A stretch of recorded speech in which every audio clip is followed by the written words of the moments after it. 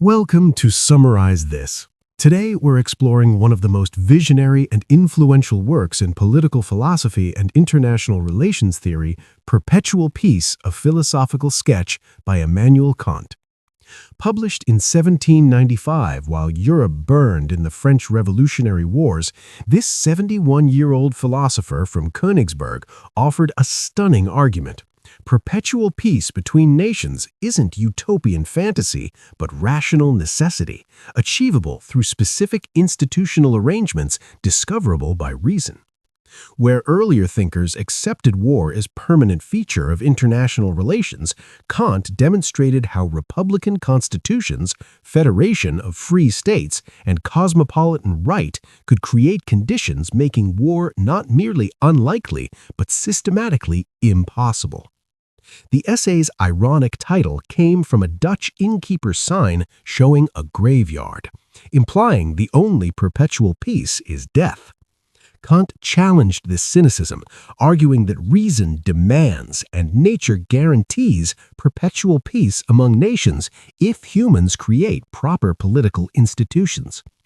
Kant's revolutionary vision that republics don't fight each other, that voluntary federation of free states can maintain peace without world government, that all humans possess cosmopolitan rights transcending national boundaries, directly inspired the League of Nations, United Nations, European Union, and modern international law, while establishing the foundations of democratic peace theory that dominates international relations scholarship today. Let's begin. Immanuel Kant was born in 1724 in Königsberg, East Prussia, where he spent his entire life, rarely venturing beyond the city's environs. This provincial philosophy professor became the Enlightenment's greatest systematic thinker, revolutionizing epistemology, ethics, and aesthetics through his three monumental critiques published in the 1780s-90s. By 1795, when Perpetual Peace appeared, Kant was 71 years old, internationally famous, and approaching the end of his productive career. Kant had addressed political questions in earlier essays. What is Enlightenment, 1784, defined the age's spirit as humanity's emergence from self-imposed immaturity through courageous use of reason. Idea for a Universal History from a Cosmopolitan Point of View, 1784, proposed that nature guides human history toward political constitutions protecting freedom and ultimately toward federation of nations. Theory and Practice, 1793, developed his republican political theory while responding to Hobbes and arguing against revolution despite injustice. Perpetual Peace synthesized these themes while adding systematic treatment of international relations previously absent from his work. The essay appeared in 1795, a year marking temporary pause in the French Revolutionary Wars that had consumed Europe since 1792. France's revolutionary government, having executed King Louis XVI in 1793 and survived invasion by the First Coalition, Austria, Prussia, Britain, and others, now dominated continental Europe militarily. The Treaty of Basel in April 1795 saw Prussia make separate peace with France, recognizing French conquests in the Rhineland. This fragile peace wouldn't last. War would resume and intensify under Napoleon, but the moment seemed appropriate for philosophical reflection on whether permanent peace was possible. Kant wrote against a backdrop of centuries of European warfare. The 30 Years' War, 1618 to 1648, had devastated Central Europe, killing perhaps a third of the German population. The War of Spanish Succession, War of Austrian Succession, 7 Years' War, and countless smaller conflicts had made war seem a permanent feature of international relations. The prevailing balance of power theory accepted war as natural and sought only to prevent any single power from dominating completely. Peace meant temporary exhaustion before the next war, not permanent condition. The French Revolution initially inspired hope that rational principles might replace dynastic politics and hereditary monarchy. Revolutionary France proclaimed universal human rights, popular sovereignty, and international brotherhood. But revolutionary idealism quickly degenerated into terror at home and aggressive expansion abroad. By 1795, France claimed to liberate peoples while conquering territory, combining revolutionary rhetoric with traditional imperial ambition. The revolution had shown both Enlightenment ideals' power and their vulnerability to corruption. Kant remained philosophically sympathetic to the revolution's principles while deploring its violent excesses. He believed reason demanded republican government, legal equality, and protection of freedom, precisely what revolutionaries proclaimed.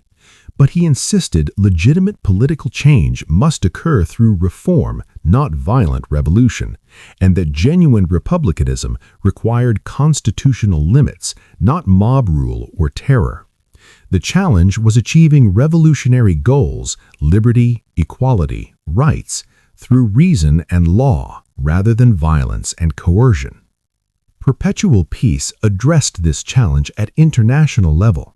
Could reason design institutions making war obsolete, just as social contract theory explained how individuals escaped the state of nature's violence? If rational principles could organize states internally through republican constitutions, couldn't they also organize relations between states through federation and cosmopolitan law? Kant's essay answered yes, offering a philosophical blueprint for permanent peace grounded in reason, morality, and human nature properly understood. This was Enlightenment philosophy at its most ambitious, using reason to solve humanity's oldest, deadliest problem, war itself. Kant begins with the essay's ironic title, borrowed from a Dutch innkeeper's sign depicting a graveyard. The implication, the only perpetual peace humanity achieves is death, the grave's eternal silence. This cynical view had dominated political thought for centuries. Machiavelli advised princes how to wage war successfully. Hobbes argued war is natural between sovereign states lacking common superior. Even theorists who desired peace accepted war as a permanent feature of international relations, seeking only to limit its frequency or destructiveness through balance of power. Kant challenges this resignation fundamentally. Perpetual peace isn't merely desirable, but rationally necessary. Not utopian dream, but achievable goal through proper institutional design. The subtitle, A Philosophical Sketch, signals his method. This isn't practical political proposal negotiated by diplomats, but philosophical demonstration of what reason demands. Kant employs a priori reasoning, deriving conclusions from rational principles rather than empirical observation of history. He asks not has peace ever existed, but what does reason require for peace to be possible? The essay's structure deliberately mimics international treaties, organized into articles like peace agreements between nations. This format isn't merely stylistic, it demonstrates that philosophical reason can prescribe specific political arrangements, that abstract principles translate into concrete institutional design. Kant shows exactly what perpetual peace requires, not vague hopes for human improvement, but definite constitutional and international arrangements. Kant distinguishes preliminary from definitive articles. The preliminary articles establish negative conditions, what must be eliminated or prohibited to make peace possible. These are preparatory measures removing obstacles to peace. No secret treaty reservations for future war, no standing armies, no interference in other states' internal affairs.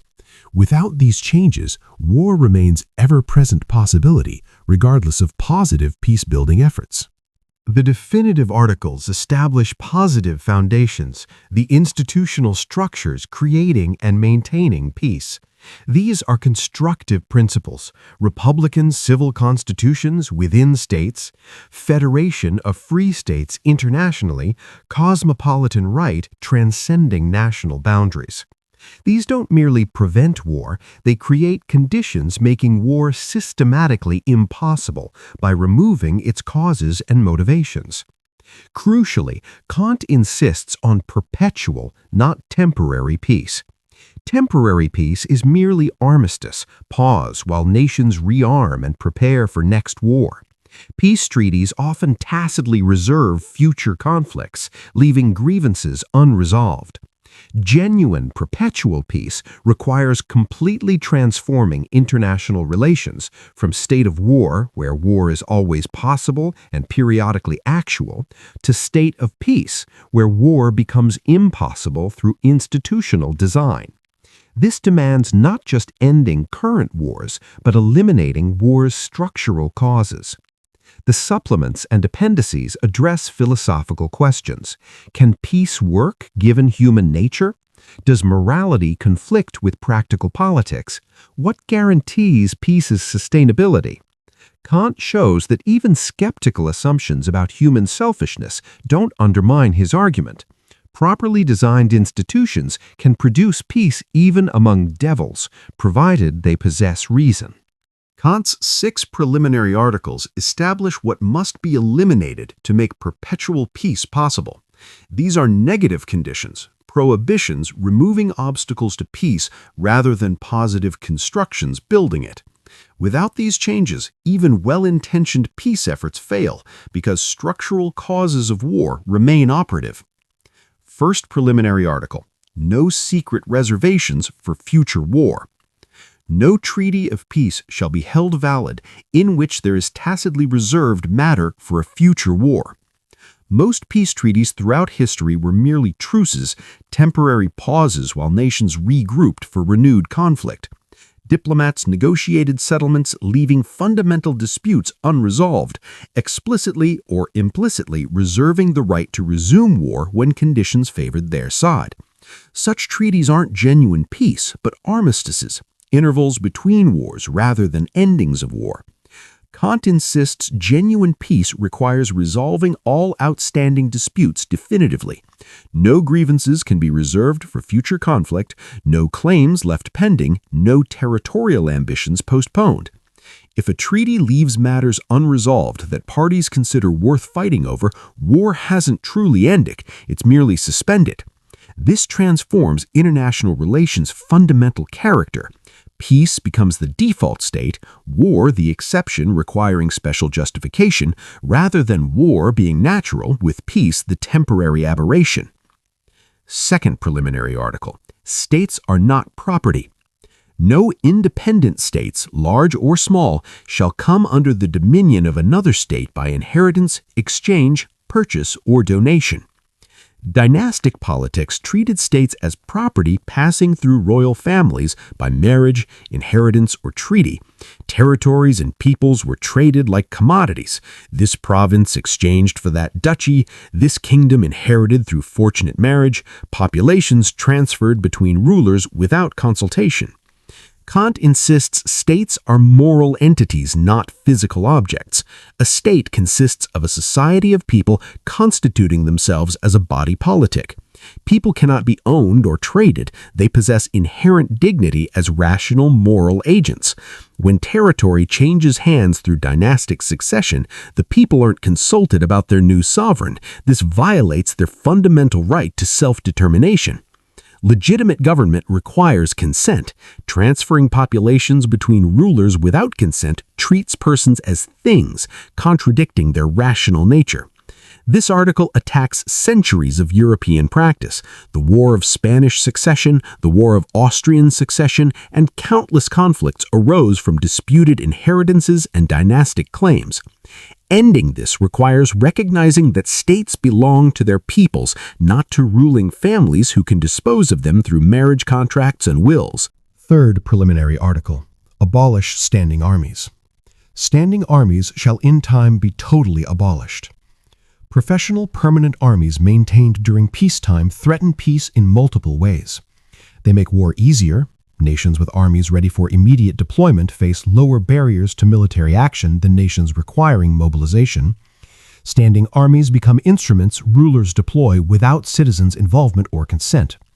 The existence of large military forces creates arms race dynamics. Neighboring states build armies in response, producing escalating military buildups that make war more likely even when no one initially intended conflict. Moreover, Maintaining standing armies during peace proves expensive, requiring taxation that burdens citizens. Governments contract debts to finance military forces, creating fiscal pressures that sometimes motivate aggressive foreign policy. War as solution to financial problems caused by preparing for war. The entire system becomes self-reinforcing. Armies justify themselves by creating the threats they claim to defend against. Kant permits defensive militias composed of citizens periodically training for homeland defense. Such forces suffice for legitimate self-defense without threatening neighbors or enabling aggressive war. Citizens defending their own territory fight differently than professional soldiers conquering foreign lands. Militias mobilize slowly, providing time for diplomatic resolution before conflict begins. They cannot sustain prolonged offensive campaigns far from home. Replacing standing armies with citizen militias fundamentally changes military incentives and capabilities. Fourth preliminary article. No war debt. National debts shall not be contracted with a view to the external friction of states. Financing war through borrowing enables endless conflict. When nations must pay for war from current taxation, citizens immediately feel costs, creating pressure for peace. But borrowing shifts costs to future generations, making present war seem cheaper than it actually is. Credit markets enable nations to wage wars they couldn't afford through current revenues, extending conflicts beyond what populations would tolerate if directly taxed. Furthermore, the war debt system creates dangerous incentives. Governments borrow anticipating future revenue from conquered territories, plundered resources, or imposed indemnities on defeated enemies. War becomes investment, borrowing today for gains tomorrow. When wars go badly and debts accumulate without compensating gains, fiscal crisis results. Governments facing bankruptcy sometimes pursue desperate military gambles, hoping conquest will solve financial problems. Kant doesn't prohibit all government borrowing. Internal improvements, disaster relief, or defensive preparations might justify limited debt. The prohibition targets debt specifically incurred for external friction, aggressive foreign policy, military adventurism, imperial expansion. No nation should borrow to finance wars of choice, creating perverse incentives for conflict. Fifth preliminary article, non-interference. No state shall by force interfere with the constitution or government of another state. Each state possesses right to determine its own internal political organization. External powers forcing regime change violate sovereignty and self-determination. Whether a nation adopts monarchy, aristocracy, or democracy, whether it organizes as unitary state or federation, whether it maintains established church or separates religion from government, these are internal matters for peoples themselves to decide. Forcible interference breeds endless conflict. Revolutionary France claimed to liberate peoples by imposing French constitutional models, generating nationalist resistance and prolonged war. Monarchical powers formed coalitions to crush French republicanism, interfering in France's internal affairs. Each side justified intervention by claiming the other's political system threatened peace. The result? Ideological warfare more intractable than traditional dynastic conflicts. Kant recognizes one exception: civil war fragmenting a state into competing factions, each claiming legitimacy. If internal conflict creates two de facto independent powers, they've ceased being one state, and neither can claim other states must treat their internal struggle as purely domestic matter. But absent such dissolution, external powers must respect each state's internal autonomy even when disapproving its government. Sixth preliminary article: just conduct in war. No state shall, during war, permit such acts of hostility which would make mutual confidence in the subsequent peace impossible. Such are the employment of assassins, poisoners, breach of capitulation, and incitement to treason in the opposing state. Even during war, certain limits must be observed. Some methods of warfare so poison relations that future peace becomes impossible. Using assassins to murder enemy leaders, employing poison, violating terms of surrender, or inciting enemy populations to treason destroys trust necessary for eventual peace settlement. Kant's reasoning is pragmatic and moral. Pragmatically, If war is fought without limits, both sides suffer escalating brutality, prolonging conflict, and making negotiated settlement impossible. The side that poisons wells today can expect its own water supplies poisoned tomorrow. Breach of surrender terms today means no one accepts surrender terms tomorrow, forcing wars to continue until complete annihilation. Morally, certain acts violate human dignity regardless of circumstances. Even enemies remain rational moral agents deserving basic respect. Treating them as mere obstacles to be eliminated by any means contradicts their moral status. This article anticipates modern just war theory and laws of war. Legitimate military action targets opposing military forces, not civilians. Prisoners must be treated humanely. Surrender must be accepted when offered. Chemical and biological weapons are prohibited. These limitations don't make war humane. War remains terrible, but they preserve possibility that former enemies can become peaceful neighbors after conflict ends. Strict versus permissive articles. Kant distinguishes articles by urgency. Articles 1, 5, and 6 are strict or prohibitive. They must be observed immediately because their violation directly causes war or makes peace impossible. No treaty may reserve future war. Interference in other states provokes immediate conflict. Violations of war's limits destroy trust permanently. These admit no delay. Articles 2, 3, and 4 are permissive, allowing some delay for prudential implementation. Untangling dynastic claims, disbanding standing armies, and retiring war debts cannot happen instantly without causing chaos. These changes require time, planning, and gradual transition. But delay must be purposeful progress toward the goal, not indefinite postponement. Permissive doesn't mean optional. It means the transition period is recognized as necessary. Together, these 6 preliminary articles remove structural causes of war: secret reservations, dynastic politics, military establishments, war finance systems, interference, and unlimited warfare. Without these changes, perpetual peace remains impossible regardless of good intentions. But eliminating obstacles isn't sufficient. Positive foundations must be built. That's the work of the definitive articles. Having removed obstacles to peace through the preliminary articles, Kant now establishes positive foundations.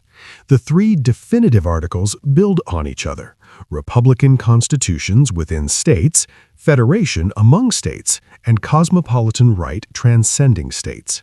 Together, they create institutional architecture, making perpetual peace not merely possible, but systematically secured. First definitive article: the civil constitution of every state should be republican. Kant begins at the foundation, internal political organization. The civil constitution of every state should be republican. This is the most important article for Kant's entire political philosophy and the foundation for everything that follows. Republican constitution is both morally necessary, only legitimate form of government, and practically essential for peace. Republics don't fight each other. What does Kant mean by republican? Not democracy in the ancient or modern sense, but constitutional government organized according to 3 principles. First, freedom as members of society. Each person possesses freedom to pursue their own conception of happiness without interference, constrained only by others' equal freedom. Law protects liberty rather than prescribing how citizens must live. This is fundamentally liberal principle. Government secures liberty rather than directing citizens toward particular ends. Second, equality as subjects under law. All citizens are equal before law regardless of birth, wealth, or social status. No hereditary privileges, no legal exemptions for nobility, no separate legal systems for different classes. One law applies equally to all. What's forbidden for commoners is forbidden for aristocrats. What's permitted for the wealthy is permitted for the poor. Third, independence as citizens. those possessing civil independence, economic self-sufficiency allowing them to vote according to judgment rather than dependency, participate in legislation. Kant's view here is more restrictive than modern democracy. He requires property ownership or economic independence for voting rights, excluding servants, women, and the economically dependent. This reflects his concern that those dependent on others cannot vote freely, but must follow their masters' or employers' wishes. These three principles create Republican Constitution, government based on freedom, equality under law, and citizen participation through representatives. Critically, Kant distinguishes Republican from democratic government. Democracy, in his usage, means direct democracy, where all citizens participate directly in governance. This Kant considers inherently despotic because it lacks separation between those who make laws and those who execute them. When the same people legislate and administer, they're tempted to exempt themselves from burdensome laws or make laws serving their administrative convenience rather than justice. Republican government requires separation of executive and legislative powers. Representatives make laws expressing general will. Executive magistrates administer laws, but don't make them. This separation prevents tyranny by ensuring those wielding power don't also determine its limits. Constitutional monarchy with representative legislature and independent judiciary can be Republican. Direct democracy cannot. Why does Republican Constitution promote peace? Kant's argument is brilliantly simple. Citizens bear the costs of war. In Republican government, those who decide war policy, citizens and their representatives, personally suffer war's consequences. They serve in armies, pay war taxes, lose property to invasion, mourn dead sons and brothers. Knowing these costs, Republican citizens are extremely cautious about war. They won't authorize war for trivial reasons, dynastic ambitions, or rulers' personal glory. Contrast with despotic government, where rulers decide war while subjects bear costs. The despot gambles with others' lives and fortunes. He seeks military glory without personal risk, expands territory enriching himself without impoverishing himself, pursues vendettas and dynastic claims regardless of subjects' suffering. For the despot, war's benefits, glory, conquest, power, are personal, while costs, death, taxation, destruction, fall on subjects. This creates terrible incentives. Despots wage wars their citizens would never authorize if consulted. This is the foundation of democratic peace theory, the most influential idea in modern international relations scholarship. Kant argues republics won't fight each other because citizens who bear war's costs won't authorize war except when absolutely necessary for self-defense. When two republics face potential conflict, both populations recognize mutual interest in peace. Their representatives seek diplomatic resolution rather than military confrontation because voters demand it. War between republics becomes extraordinarily rare because decision-makers on both sides personally suffer from war. Kant doesn't claim republics are pacifist. They'll defend themselves when attacked. Nor does he deny republics might fight non-republics. Despotic aggression sometimes requires military response. His claim is specifically about republic-to-republic relations.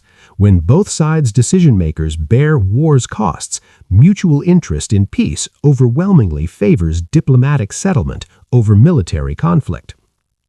This has proven remarkably prescient. Modern empirical research confirms that consolidated democracies almost never fight each other. Wars occur between democracies and autocracies or between autocracies, but democratic pairs avoid war with extraordinary consistency.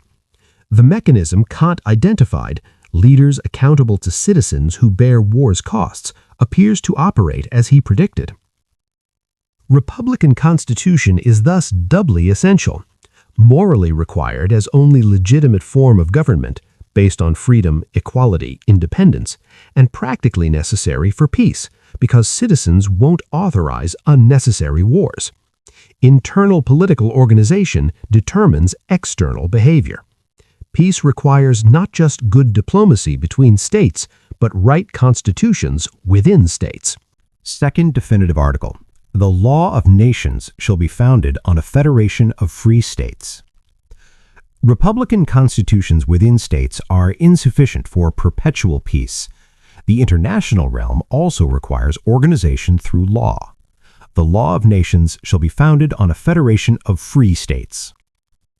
Kant's argument parallels social contract theory at the international level. Just as individuals in the state of nature live in condition of insecurity requiring civil society, nations in international state of nature face perpetual insecurity requiring international organization. States of nature is state of war. Not that war is constant, but that war is always possible and periodically actual, because no common authority enforces agreements or resolves disputes. Why can't nations remain independent, trusting each other to keep peace? Because without enforcement mechanism, agreements are fragile. Even if all nations sincerely desire peace initially, each fears others might break agreements when convenient. This mutual suspicion creates arms races, preventative wars, and spiraling conflicts nobody initially wanted. The state of nature's fundamental problem, insecurity despite potential mutual benefit from cooperation, operates between nations as between individuals. The obvious solution seems to be world government, a global leviathan possessing supreme authority over all nations, enforcing international law as domestic government enforces civil law. But Kant explicitly rejects world government as both impractical and undesirable. Impractical because nations won't surrender sovereignty to global authority. National pride, cultural identity, and desire for self-determination make voluntary submission to world state impossible. Attempting to impose world government by force would require conquest on unprecedented scale, generating resistance and perpetual rebellion. Undesirable because world government would be despotic. An authority governing the entire globe would be so remote from citizens, so powerful without competitors, so lacking in accountability that tyranny would be inevitable. All governments in the world would end in universal monarchy, and as laws progressively lose their impact as the government increases its range, a soulless despotism, after choking the germs of goodness, will finally lapse into anarchy. Better many states with some conflict than one global tyranny. Kant's solution, voluntary federation of free states, Völkerbund or Foedus Pacificum. Nations remain sovereign but enter voluntary association committing to resolve disputes peacefully, renounce aggressive war, and defend any member attacked by non-members. This isn't government over states, but association among equals, a Pacific federation gradually expanding as more states join. The federation differs crucially from world government. Member states retain sovereignty. They aren't subjects of a superior authority, but free participants in a voluntary association. The federation doesn't make law for states, but coordinates their mutual commitment to peace. States can theoretically withdraw, though doing so brands them peace violators. The federation operates through persuasion and mutual interest, not coercion and command. How does this prevent war? Through several mechanisms. First, membership demonstrates peaceful intentions. Joining the federation signals commitment to resolving disputes through arbitration rather than force. This reduces mutual suspicion. Nations know federation members are genuinely committed to peace. Second, collective security deters aggression. Any state attacking federation member faces united opposition from all members. This makes aggressive war irrational. The aggressor confronts overwhelming force while gaining nothing except universal condemnation. Third, arbitration procedures provide peaceful dispute resolution. When conflicts arise between members, federation mechanisms, tribunals, mediation, negotiated settlements resolve them without war.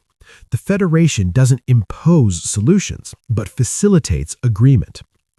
Fourth, gradual expansion creates tipping point toward universal peace. As more states join, non-members face increasing isolation. Remaining outside the federation means facing potential conflict with united bloc of peaceful nations. This incentivizes joining, creating positive feedback loop toward universal federation. Kant envisions this starting small, perhaps just a few republics forming initial federation, that expanding as success demonstrates benefits and non-members face incentives to join. Eventually, the federation encompasses all nations, making war genuinely obsolete because all disputes are resolved peacefully within federation framework. This vision directly inspired the League of Nations 1920 and United Nations 1945. Both attempted creating international organizations maintaining peace through collective security and dispute resolution. Neither perfectly realized Kant's ideal, both included non-republican members, neither achieved universal membership, enforcement mechanisms proved weak, but the conceptual framework came from Kant. Similarly, the European Union represents Kantian federation among republics. European nations that fought each other for centuries now resolve disputes through legal and political institutions, making war among members literally unthinkable. This demonstrates Kant's insight. Properly designed international institutions can transform relations among nations, just as social contract transforms relations among individuals. Third definitive article, the law of world citizenship shall be limited to conditions of universal hospitality. The final article extends rights beyond citizenship in particular states to membership in human community as such.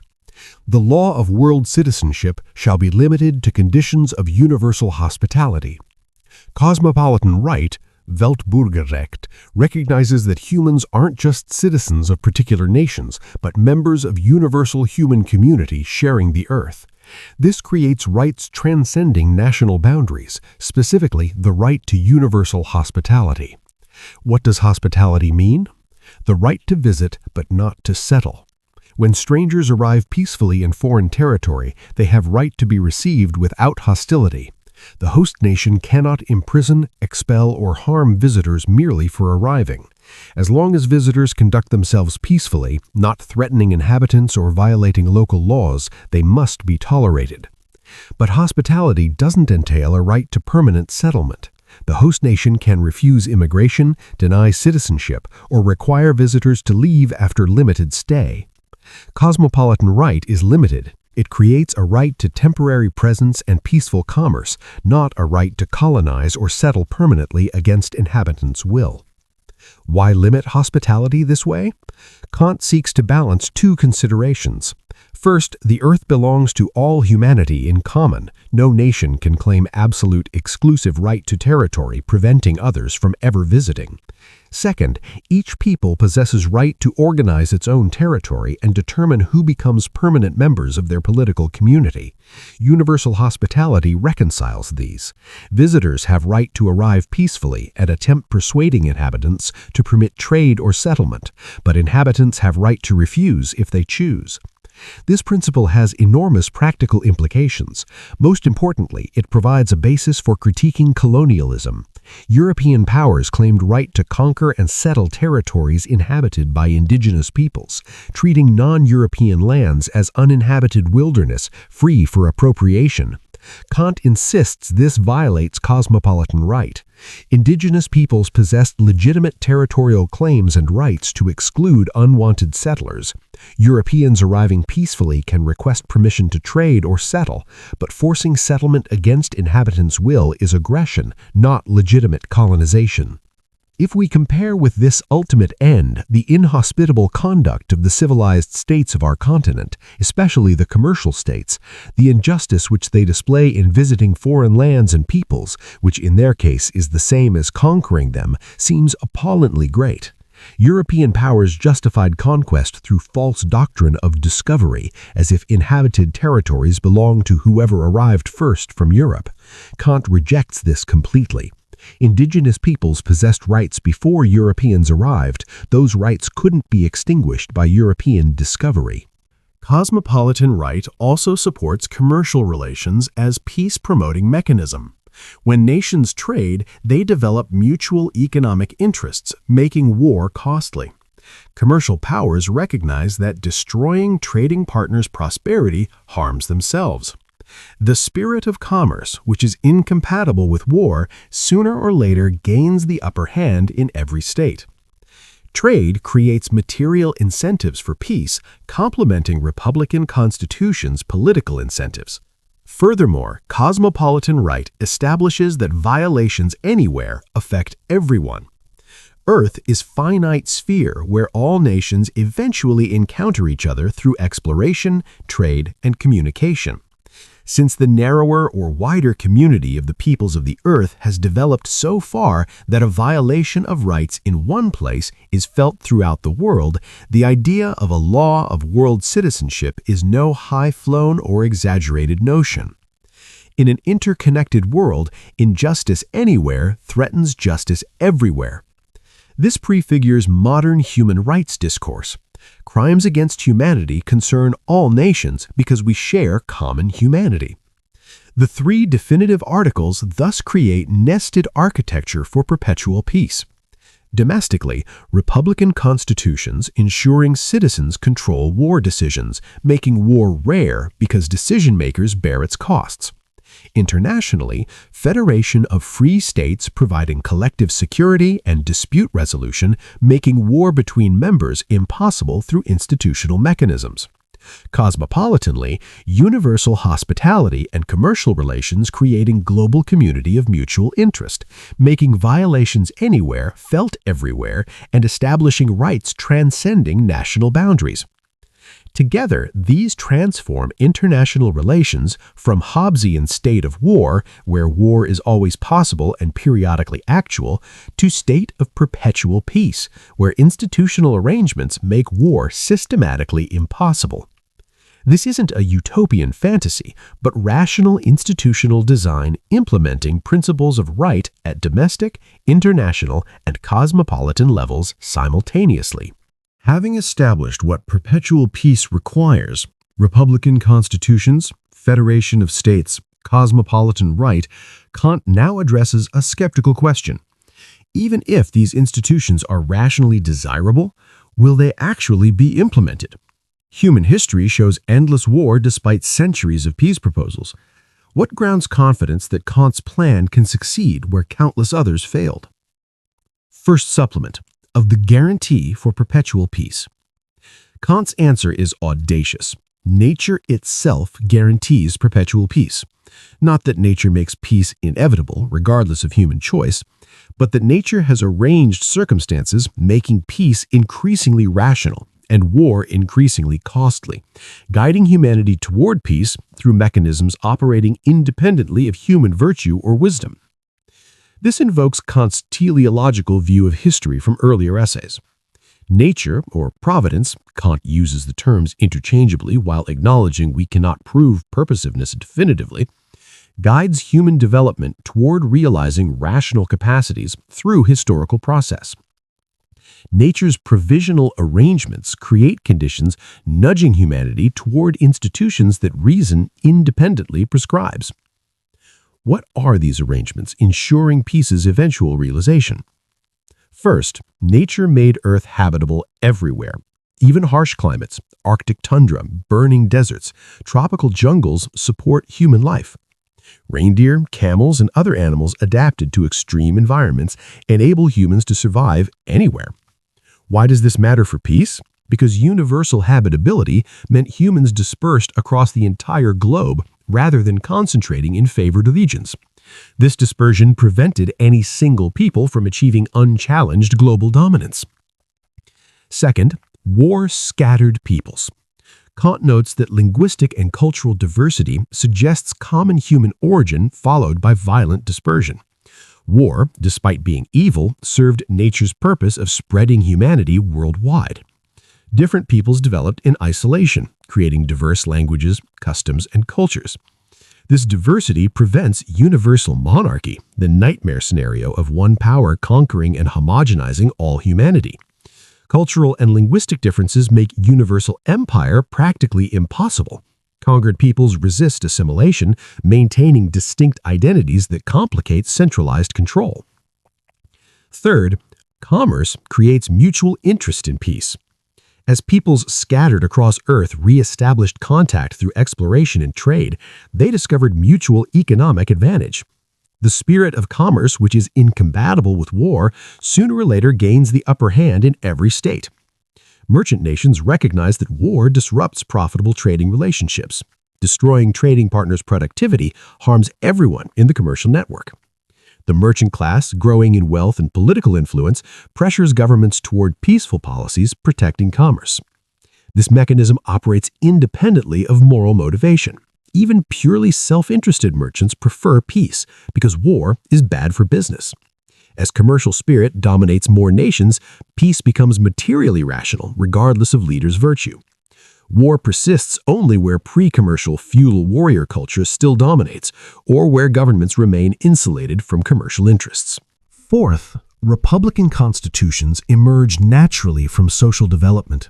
As societies grow more complex, as commerce increases wealth and education, as middle classes gain political voice, pressure builds for constitutional government, limiting arbitrary power. Enlightenment spreads, revealing that despotic government contradicts reason and justice. Republican principles, freedom, equality, rule of law become increasingly attractive as societies modernize. Nature thus guides political development toward the very constitutional forms that promote peace. Kant's most famous formulation, "The problem of organizing a state, however hard it may seem, can be solved even for a race of devils, if only they are intelligent." Peace doesn't require assuming humans are naturally good or that moral progress will transform human nature. Even thoroughly selfish, mutually antagonistic beings will rationally choose peaceful institutions if they understand their long-term interests. Properly designed republican constitutions channel self-interest toward peaceful cooperation, just as market economies channel self-interest toward productive cooperation. This is unsocial sociability, Kant's term for the human tendency to associate with others while resisting subordination, to cooperate for mutual benefit while pursuing individual advantage.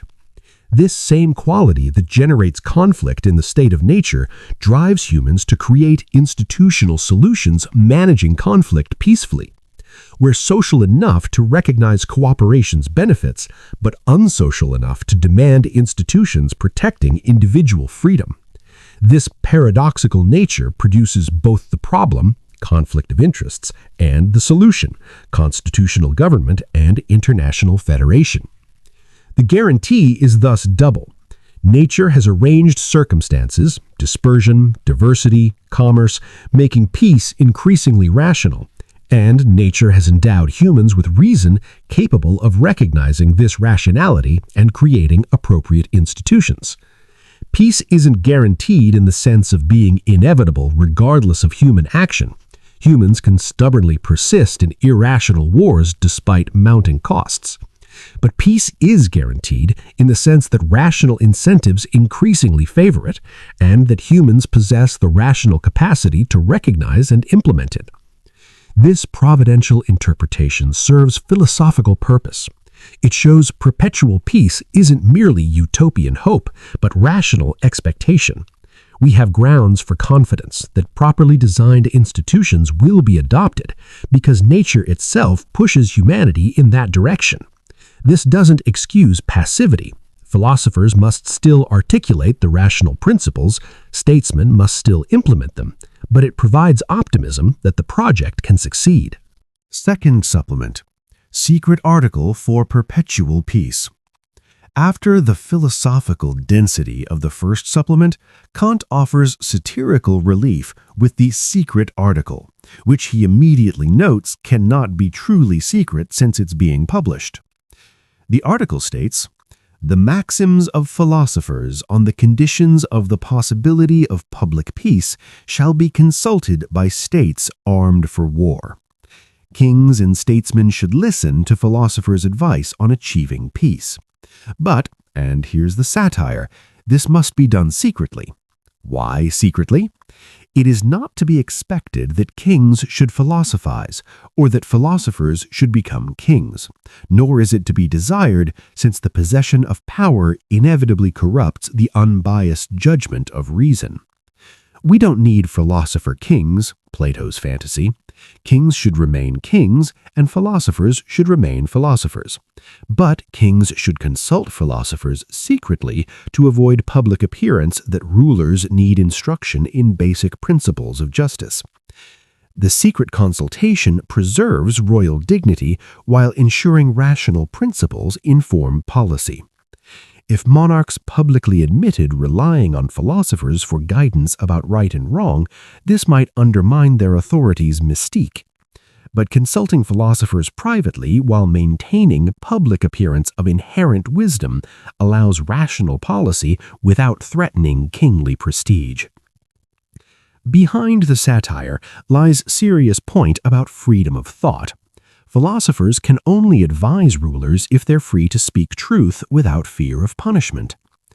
The class of philosophers, by its very nature incapable of forming seditious factions and clubs, is not under suspicion of disseminating propaganda.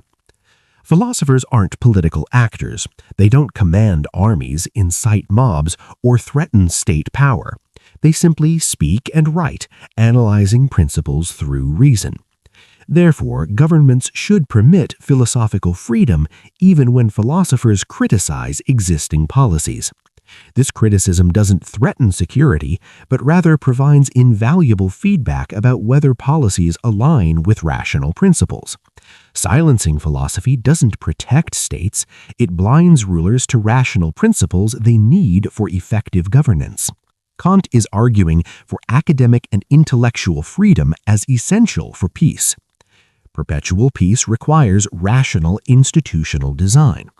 Rational design requires philosophers free to analyze principles and propose solutions without fear. Governments suppressing philosophical freedom cut themselves off from the very expertise they need for implementing peace. The supplement concludes optimistically. Rulers will do well to consider it.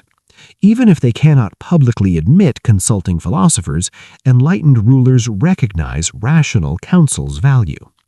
The fact that Kant can publish this essay, even if subsequently condemned, demonstrates some measure of freedom exists, and where freedom exists, reason can gradually influence policy toward the rational institutional arrangements perpetual peace requires. The two supplements together provide philosophical grounding and practical encouragement. The first shows nature guarantees peace's eventual realization through mechanisms independent of human virtue.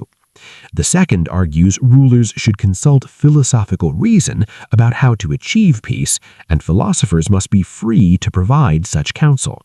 Theory and practice, natural necessity and human choice, philosophical principles and political implementation all converge toward perpetual peace. The Appendices address the relationship between morality and politics, a perennial question with special urgency for perpetual peace.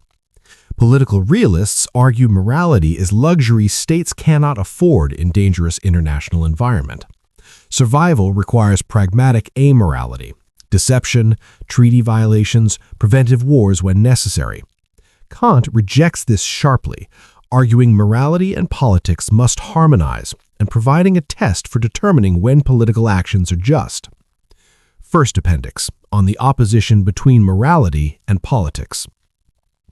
The supposed conflict between morality and politics takes this form. Moral principles command unconditionally, keep promises, don't deceive, respect rights. But political circumstances sometimes seem to demand violating these principles for the state's survival or advantage. A state facing powerful aggressive neighbor might believe preventive war violates moral prohibitions but is pragmatically necessary. A government might think lying to enemies is morally wrong but politically essential. This creates a apparent dilemma: follow morality and endanger the state, or ensure security by violating moral principles. Kant distinguishes two approaches to this dilemma, embodied in two character types: the political moralist and the moral politician. The political moralist treats morality as instrument for political ends. He invokes moral language when convenient while abandoning moral constraints when they prove burdensome. He is a moralist only in that he makes use of morality in such a way that it can be adapted to the politician's advantage. The political moralist's characteristic maxims reveal his true priorities. If there are certain defects in the constitution of a state or in its relations with other states, the fault lies with nature, which has not created human beings as we would like them to be. This blames human nature for political failures rather than taking responsibility for unjust institutions. Or be wise as serpents, justifying cunning and deception as necessary given others' untrustworthiness. Or, if any imperfections creep into the political situation, particularly in the relationships between states, it is one's duty to overlook them. This counsels accepting injustice rather than working to correct it. These maxims share a common feature. They prioritize political expediency over moral principle. The political moralist starts with desired political outcome, security, advantage, power, then selects moral principles compatible with that outcome while ignoring principles that would constrain action. Morality becomes a rhetorical tool for justifying decisions made on other grounds. Contrast the moral politician, who construes the principles of political expediency in such a way that they can coexist with morality. The moral politician starts with moral principles grounded in right, then determines which political actions these principles permit. Political goals must conform to moral constraints, not vice versa. If achieving some political objective requires violating rights, the objective must be abandoned or achieved through different means respecting rights. The moral politician recognizes that genuine, long-term political success requires moral legitimacy. Policies built on deception, coercion, and rights violations generate resistance, resentment, and instability. They succeed temporarily through force, but collapse when that force weakens. Policies respecting rights and pursuing justice create stable, sustainable political arrangements because citizens and other states recognize them as legitimate. Kant insists the supposed conflict between morality and politics is false. Actions that appear politically necessary while morally wrong are actually politically foolish. Breaking treaties to gain temporary advantage destroys credibility needed for future agreements. Conquering neighbors creates enemies seeking revenge. Oppressing citizens generates rebellions. What appears as hard-headed realism is actually short-sighted miscalculation, ignoring how rights violations undermine long-term stability. The moral politician succeeds politically precisely by adhering to moral principles. Republican constitutions, morally required by principles of freedom and equality, prevent war more effectively than any amount of cunning diplomacy. International federations, morally required by extending social contract internationally, create security no balance of power scheme achieves. Respecting cosmopolitan rights, morally required by recognizing common humanity, builds commercial and cultural ties strengthening peace. True politics cannot take a single step without first paying tribute to morality. Political success requires moral foundation. This doesn't mean politics is easy or that moral politicians never face hard choices, but it means the fundamental direction of policy must align with principles of right. Perpetual peace is achievable precisely because the morally right institutional arrangements, republican constitutions, international federation, and cosmopolitan right are also the politically effective arrangements. Second appendix. Of the harmony of politics and morality according to the transcendental concept of public right. The second appendix provides a criterion for distinguishing just from unjust political actions, the publicity principle. This is Kant's most brilliant contribution to political ethics, a simple, powerful test for justice. The transcendental formula of public right states, all actions affecting the rights of other human beings are wrong if their maxim is not compatible with publicity. In simpler terms, If you must keep your principle secret for your action to succeed, that action violates rights. If publicly announcing your intention would make your plan impossible, your plan is unjust. Conversely, if you can openly declare your principle and intention, your action is at least potentially just, though publicity alone doesn't guarantee justice. Other moral criteria also apply. Why does this test work? Because actions violating rights typically require secrecy or deception to succeed. If the victim knew your true intentions, they would resist or take precautions preventing your success. Therefore, rights violations depend on concealment. The aggressor must hide true purposes behind false pretenses. Examples illuminate the principle. Secret treaty reservations. A peace treaty publicly promising perpetual peace but secretly reserving grievances for future war violates publicity. If you announced, "We're signing this treaty but plan to resume war when advantageous," the other side wouldn't sign. The deception is essential to the plan's success, revealing its injustice. Conquest plans. A powerful state planning to conquer weaker neighbor cannot publicly announce, "We intend to invade you next year."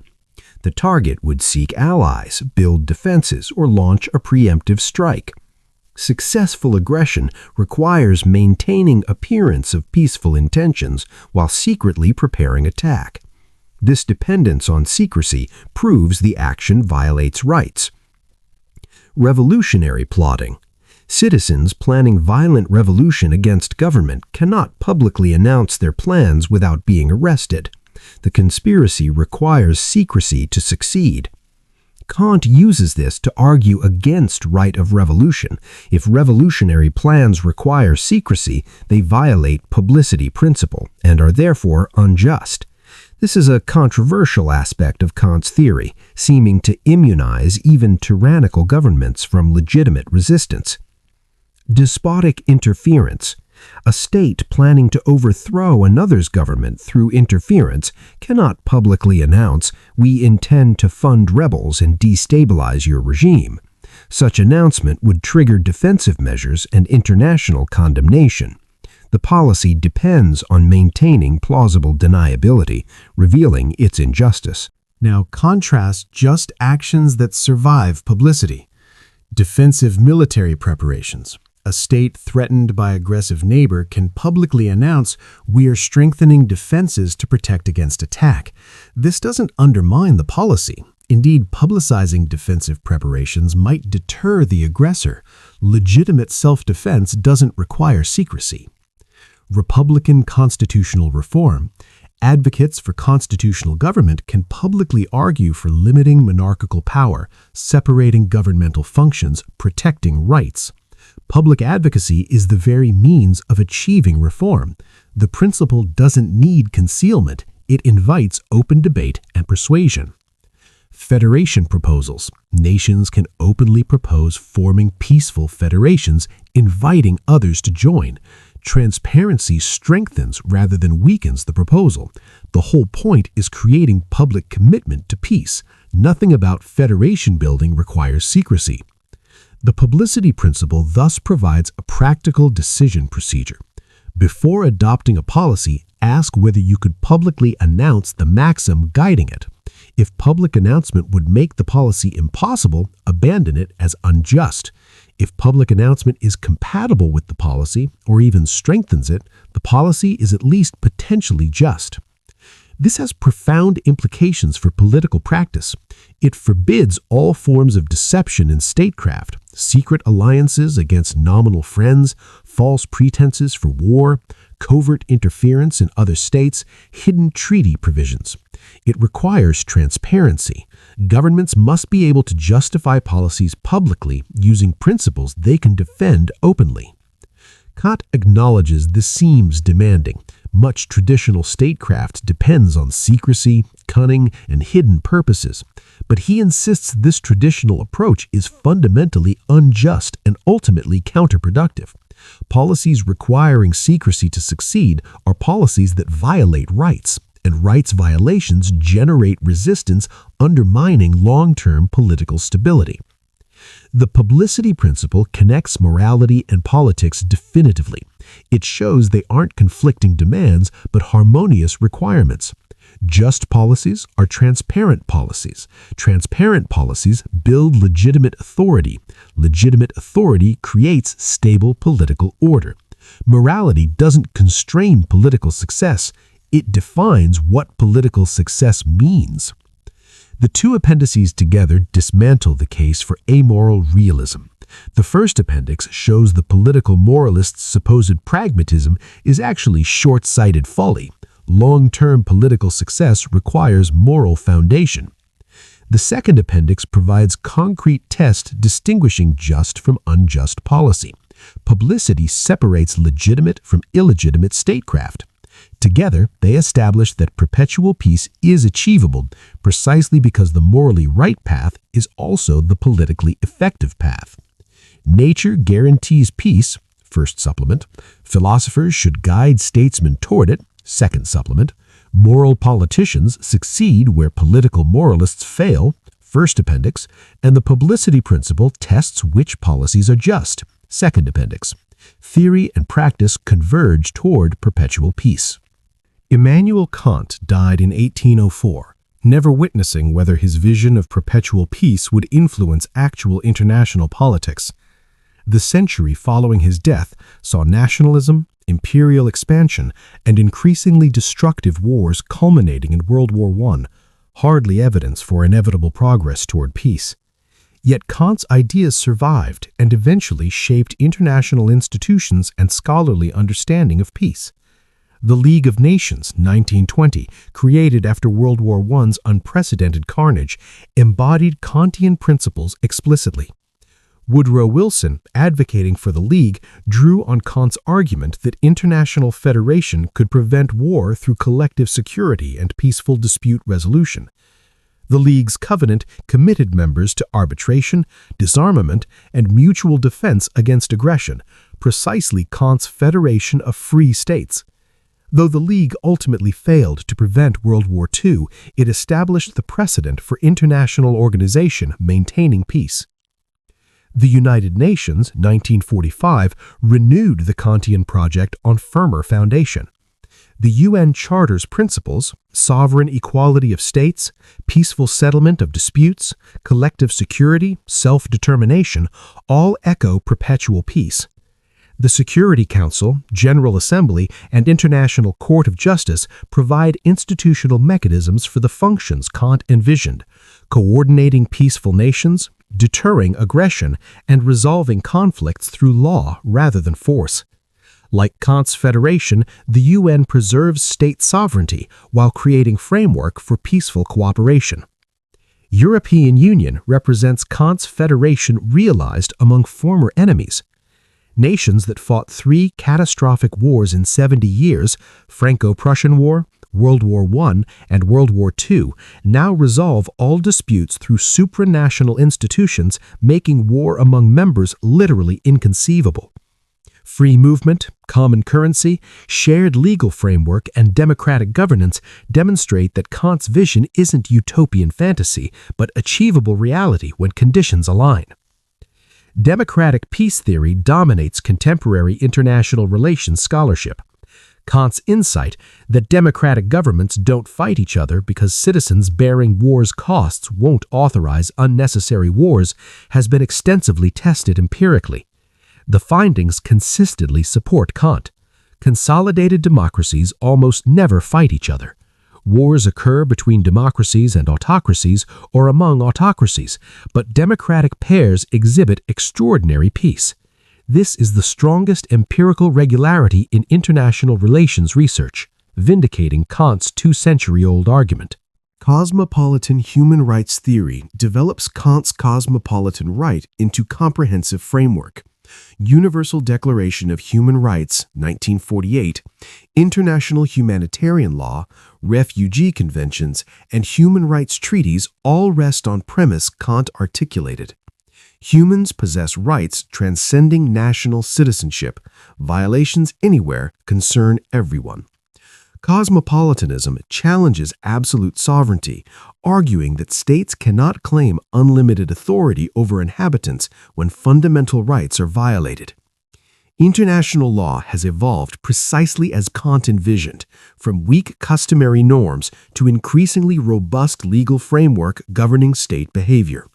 International criminal court, laws of war, treaty law, diplomatic immunity all reflect principle that nations are bound by law, not merely power.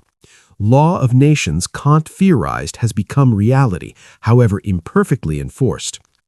Yet Kantian optimism faces powerful critics. Political realists from Morgenthau through Waltz to Mearsheimer argue international anarchy makes perpetual peace impossible. States pursue power and security in self-help system. Cooperation is temporary and conditional. War remains perpetual possibility. Democratic peace, realists argue, is artifact of specific historical circumstances, American hegemony, Cold War bipolarity, not universal law. When circumstances change, democratic peace will dissolve. The debate between liberal internationalism, Kantian tradition, and realism structures contemporary international relations theory. Liberals point to EU, UN, democratic peace, and expanding international law as evidence institutions can transcend anarchy. Realists point to ongoing wars, failed interventions, and great power competition as evidence Kant's vision remains unrealized and unrealizable. Kant's legacy is thus double. He provided intellectual foundation for international institutions that have reduced interstate war among liberal democracies, while establishing scholarly framework for debating whether perpetual peace is achievable. Whether the 21st century vindicates or refutes his optimism remains the central question of international politics. Immanuel Kant's Perpetual Peace, published in 1795 while Europe burned in revolutionary wars, offered humanity's most systematic philosophical argument that permanent peace between nations is not utopian fantasy, but rational necessity achievable through proper institutional design. Where cynics saw war as permanent feature of human existence, Kant demonstrated how republican constitutions, voluntary federation of free states, and cosmopolitan right could create conditions making war systematically impossible. His revolutionary insights that republics don't fight each other because citizens bear war's costs, that federation can maintain peace without world government, that humans possess rights transcending national boundaries, that nature guarantees peace through commercial spirit and unsocial sociability, that morality and effective politics ultimately harmonize, transformed how we think about international relations and provided intellectual foundation for the League of Nations, United Nations, European Union, and democratic peace theory. 2 centuries after Kant wrote, his central questions remain urgent. Can international institutions transcend anarchy? Does democracy guarantee peace? What rights do humans possess beyond citizenship? How do we balance sovereignty with cosmopolitan justice? These Kantian questions define contemporary debates about war, peace, and global order. Ensuring perpetual peace remains essential for understanding both international relations theory and humanity's ongoing struggle to escape war's ancient curse. Thank you for joining me on this journey through Immanuel Kant's Perpetual Peace. We've explored one of the most visionary works in political philosophy, from the ironic graveyard title through the preliminary articles removing obstacles to war, the definitive articles building foundations for peace through republican constitutions, federation of free states, and cosmopolitan right, to nature's guarantee and the publicity principle testing justice. Kant's genius was showing that perpetual peace isn't naive idealism, but rational institutional design. His insights shaped the League of Nations, United Nations, European Union, and democratic peace theory, proving that philosophy can transform international politics. If you found value in this exploration, please like, subscribe, and share. Leave a comment on which aspect of Kant's theory you find most compelling or whether you think perpetual peace is achievable today. Until next time, remember Kant's challenge. Peace requires not utopian dreams, but concrete institutions, republican governments, international federations, and cosmopolitan rights that make war irrational and cooperation natural.